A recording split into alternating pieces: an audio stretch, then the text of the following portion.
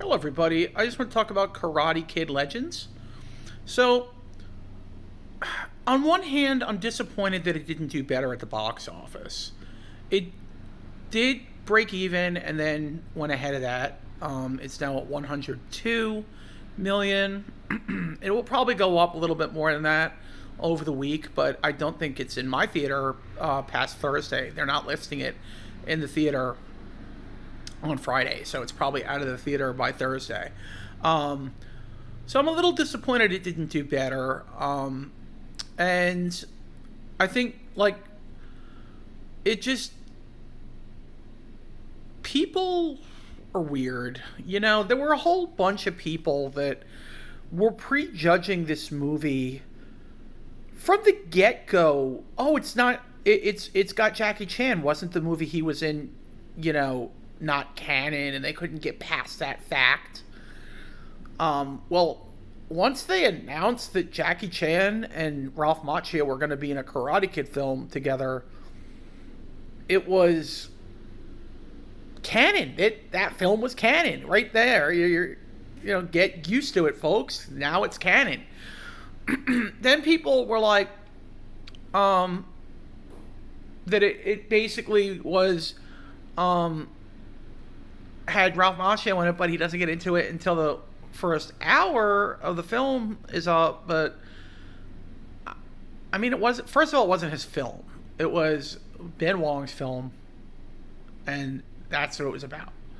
And his teacher was Jackie Chan, so that's why he came into it sooner than Ralph Macchio. And hey, once Ralph Macchio gets there, there's so much going on. There's so much training and things going on with him, and the tournament and stuff like that.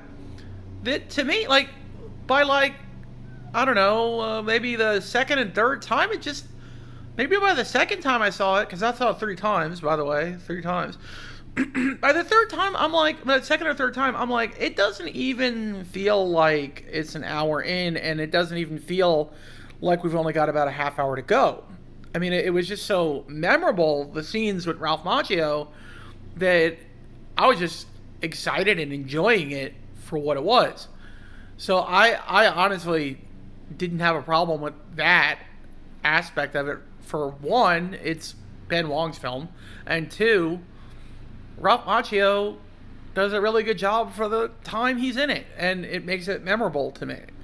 Um, I know, you could say they were, marketing the film as Jackie Chan and, Ralph Macchio, but, anybody who knows these stories knows that the real heroes of the story, the real Karate Kids of the story are the stars of the show, and that's what it's all about. So that and the fact that, like I said, it was memorable to have Ralph Macchio in it for the scenes that he had, and then you got a bonus at the way beginning, a Karate Kid 2 scene. Okay, that was really cool. I really like that. It looked like it was from Karate Kid 2, but they might have cleaned the shot up a bit or done some enhancements to it, CGI. But it looked really good. I thought it looked really good. And then some people were like, "Oh, the cartoon, whatever." But I like the cartoon. I thought that was a good way to show you a scene, of what the connection was between the Hans and the Miyagis and their families, and the Kung Fu and the karate. The only other way you could have done that was if you would have made a CGI characters of somehow done like de-aging or something, and done it kind of like what they did with Mr. Miyagi in Cobra Kai when that scene in season 6, but it just looked off. I don't know. To me, it didn't ruin it for me because there was so much good stuff in season 6. But if they would have done that in this movie, I think it would have taken you a bit out of it, seeing like a CGI both him and Danielson, because he's they would have had to make a new scene for him.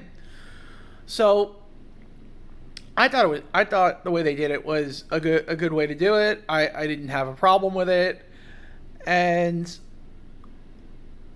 the fight scenes were just awesome. How about that fight scene in the alley with the jumping on the walls and there was some choreographed stuff in there that was great. The battles in the end, and the first time I saw it, I was like, why are they wearing sneakers? They don't wear sneakers in tournaments. But the second time and the third time, I was like, wait a minute, it's because they're outside. They're outside doing street brawls, street fights. So yeah, they're going to be wearing sneakers outside. You're not going to go barefoot while you're having a playground or rooftop fight. It just wouldn't make sense. So that made more sense to me, like the second and third time I saw it. And the whole boxing thing I thought it was cool. It kind of the same studio that did Rocky. It kind of had like a Rocky feel to it. I really dug that part of it, and I don't have a problem with that one iota. I thought it was really good. And again, the characters are all heartwarming and likable. What did she call him? The Chinese Peter Parker or something? I mean, that was just funny.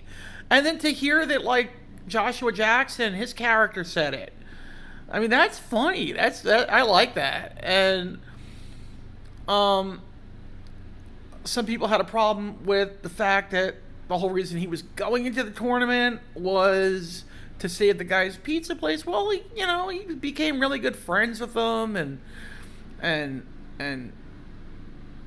dating his daughter. Why the heck not help out your friend? Plus, I think there was a bit of, hey, I want revenge on this kid that was bullying me the whole movie, and he's trying to get my girl. Okay? So I think that was an aspect of it that, do the writers and director have to, like, paint the picture for you?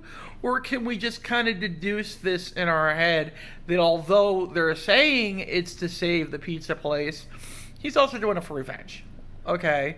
It's like, sometimes I think people assume that audiences are idiots and should be force-fed the plot and not have to think a little bit about what the plot is and what's going on, and be a little creative in your filmmaking and not be predictable.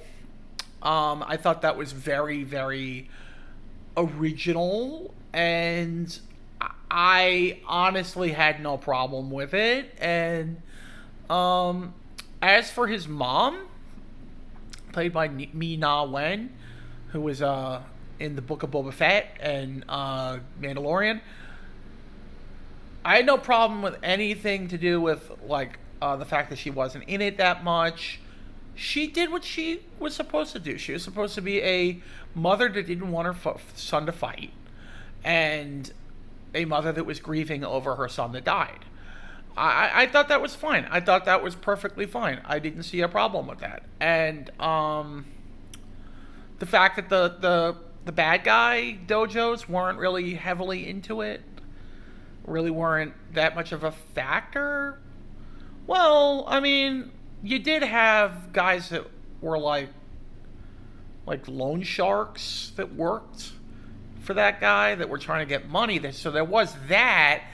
But I think at the end of the day, and someone pointed this out, I don't know where I saw this. I don't know whether I saw it in my Star Wars message board or whether I saw it somewhere else. But it was basically the hero story.